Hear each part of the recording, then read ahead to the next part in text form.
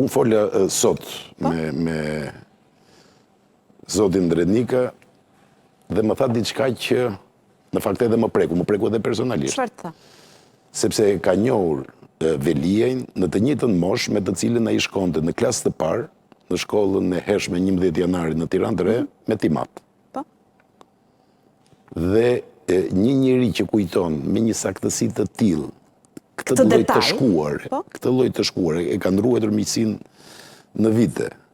Dhe kur i qaset subjektit, pa rëndësi se çfarë peshë pushteti ka, apo çfarë vargojnë i rëndojnë tashmë në duar, ky është thjesht një gjes fisnik. Askush nuk e detyroi të shkonte atje. As nuk ngre diçka në sy të gjykatësit apo të prokurorit, as nuk sugjestionon askënd. Në opinionin publik merr një rëndësi të veçantë pra fakti kur një artist i mafia aty për masave. Na kujtoj se çfarë pushteti të frikshëm ka fituar Liksia në Tiranë. Që çdo gjë ne shikojmë errët, ster, zi, çdo gjë përpiqemi ta masim, ta peshojmë apo ta konvertojmë në para, në interesa.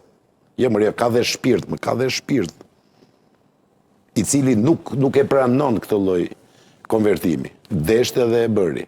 Kush e pëlqeu? Leta duar trokas, kush nuk e pëlqeu, të kursej gurët dhe hujnë që e hedh mbi të.